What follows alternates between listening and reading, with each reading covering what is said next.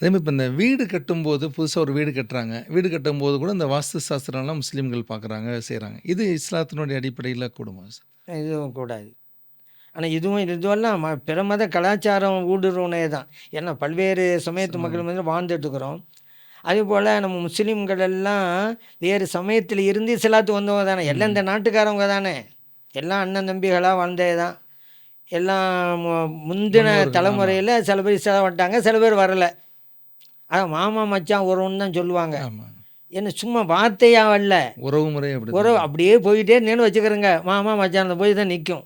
ஏன்னா எல்லாம் அண்ணன் தம்பியெல்லாம் இருந்தாங்க. அண்ணன் இஸ்லாத்து வந்திருப்பார், தம்பி வரல. அண்ணனுடைய பிள்ளைகள்லாம் முஸ்லீம்களாக வர்றாங்க. இப்படி இரு மதத்தை சார்ந்தவர்களும் இப்படி கலந்து வாழ்கிறதுனால இப்படி அந்த அவங்களுடைய கலாச்சாரம் நம்ம மக்களுக்கும் வந்துடுச்சு. சில பேர் மார்க்கத்தை ரொம்ப பிடிப்பாக இருப்பாங்க. நம்மகிட்டய குர்ஆன் ஹதீஸ் படம் அனுப்போம், இந்த மாதிரி மூட நம்பிக்கை வாஸ்து அதெல்லாம் வேணான்ட்டு இருக்கிறவங்களாம் இருக்கிறாங்க.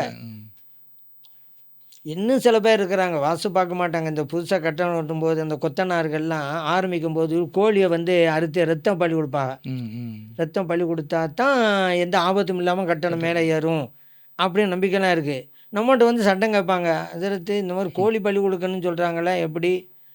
இந்தாங்க, நமக்கு இங்கே கூடாது. அவங்க செஞ்சால் செஞ்சுட்டு போகட்டும், நம்ம தடுக்க தேவையில்லை, அது அவங்களாச்சு. இது நீங்கள் கோழிக்கு காசு கொடுத்துடாதீங்க, அவங்க தான் செஞ்சுக்கிட்டு. சில பேர் அப்படி செஞ்சுக்கிறாங்களாம்.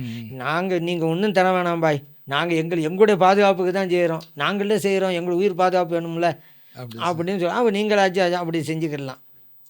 அதனால் இதில் வந்து இந்த வீட்டு வாஸ்து வீட்டில் வாஸ்து பார்க்குறதுங்க மார்க்கத்தில் இல்லை. ஆனால் இன்றைக்கி நம்ம மக்கள்கிட்ட கூட ஒரு பாயிண்ட் இருக்குது பாருமா, ஹால் இங்கிட்டு தான் வரணும், கிச்சன் இங்கிட்டு தான் வரணும். அந்த கிச்சன்லேயே அடுப்பு எங்கே தெரியுமா வரணும்? வடகிழக்கு மூலை. இன்னும் இருக்க அந்த வடகிழக்கு மூலையில் தான் கிச்சன், அந்த அடுப்பு இருக்கும். கிச்சனுங்கிறது ஒரு ஆள் மாதிரி இருக்கும், ரூம் மாதிரி. அந்த ரூமில் வடகிழக்கு மூலையில் தான் இருக்கும் அடுப்பு வச்சுருப்பாங்க. இன்றைக்கி நம்ம கிராமங்களில் எல்லா வீடுகள்லையும் பாருங்கள் அந்த அமைப்பில் தான் வச்சுருப்பாங்க. ஏன் அப்படி ஒரு ஐதீகம் இருக்குது, அப்படி இருக்குது.